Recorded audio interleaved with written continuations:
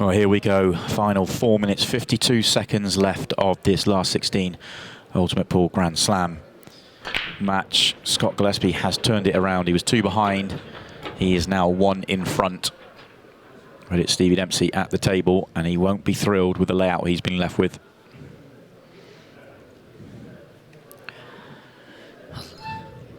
His usual yellow flew into that Red ball's in play. Right centre, left centre as we look.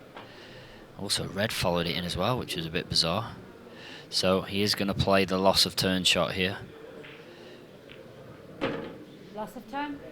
You could just see Scott Gillespie knew exactly what was coming. He was already up and getting himself ready because he knew it was coming. And 15 seconds a shot, you need to be prepared.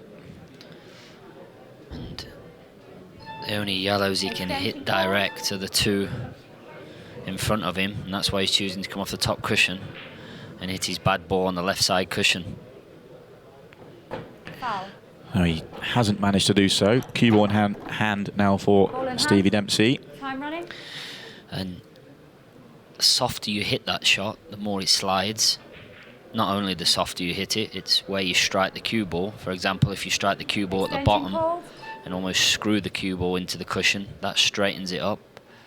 If you were to play it with topspin slowly, that would be the maximum slide. So he's going into him hard. And he will be over the moon with how these have come out, because I think the 8-ball passes also into this bottom right corner. As you can see there, it does.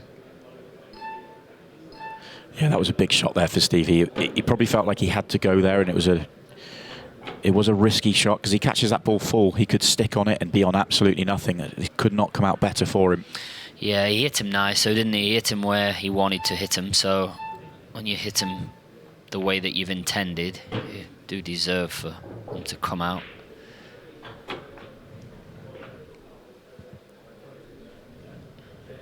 So drop this yellow of red into this bottom left corner. Just want to make sure that the cue ball trickles through a couple of rolls.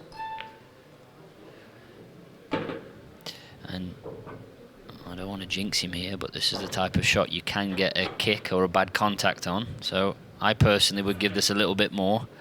There's nothing for being stuck behind the yellow. Played it nicely. So the 8-ball to tie things up.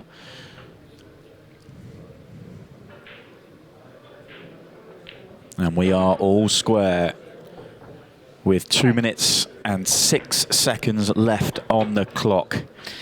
And with a 15-second shot clock, you'd have to say that it's very unlikely that we're going to see a 6-red shootout. Yeah, you feel like one of these players is going to have an opportunity in the next frame, although we talk about it quite a bit with you on commentary and in the studio. You've sort of changed or set the bar for what can be done in terms of how many seconds are required for a break clearance. You did it in 28 seconds. It was nearly challenged today. We saw Dom Cooney do it. 31 seconds left on the clock when he came to the table in his match this afternoon, and he was able to make the clearance on the buzzer to take us into a 6-red shootout. So it's unlikely to see 2 frames, but it is possible. Yeah, I just think that firstly 2 minutes is a nice time for somebody to be almost guaranteed to win the frame, and I think secondly both of these will be trying to win the frame, because I can tell you as a player, you don't really want a 6-red shootout.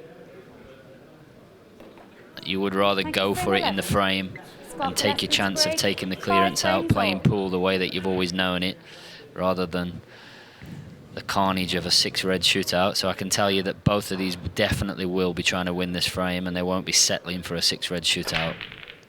And he's hit these nice, and he deserves a ball. Oh, he can't believe it. But at this game, you don't always get what you deserve. So it's Stevie Dempsey with the opportunity, and first glance, it's not a wide open chance. There is a couple of issues. I think he's okay. I think the yellow that's in this corner, he can kick his bad yellow and the black out. Yellow ball's in play. Oh, it's gone bad. That yellow's gone awkward, and the 8-ball hasn't quite come out enough. Well, good news, bad news. It has gone bad, but there's a yellow that he can play in off that yellow to free it up. The 8-ball, of course, hasn't come out. So this is where he can be clever with the clock. If he can develop his one bad yellow, you can run the clock down as far as possible so that when you play the double on the 8-ball, if you don't make it, you know that you're in a 6 red shootout, so you're the only one that can win it. That's exactly right. So Extension call. here, the clock management is important, and exactly as you said, you need to. Oh, where's the yellow gone? Okay, he can still double it, but yeah, you're exactly right. When you get down to the 8 ball, or now in this instance, his last yellow on the cushion, which it will be his last ball now, there's not enough time to clear the 7 reds away. So it is a free go at the finish, effectively. A free go in the sense of knowing that you're guaranteed a 6 red shootout, that is. The fact that he's going to have to leave the double on the yellow means he's not necessarily going to have a double on the 8 ball. He could play on it or kick it out. Has he come too far? I think he's okay. You just saw him put his hand up to say stop. He needs to get a wriggle on. Yeah, you just got to be careful here. There's only 20 seconds to go. This is played very, very well. What a shot. He needs a cue ball to pull up, though. He needs it to stop just to be able to display the shot in time. He needs to be high, though. This is good. This is good. Straight on the yellow is good. Oh, and it's there. Okay, he needs to hit it, and hit it fast. Oh, it's there. What a finish. That is incredible. As the buzzer goes, Stevie Dempsey with an incredible finish. Back-to-back doubles, and he gets over the line. What a match. What a great finish that was from Stevie Dempsey. Brilliant double. Brilliant shot to get perfect on that double, and then this double on the 8 ball. Just avoids the cue ball, and that is absolutely magic from Stevie Dempsey.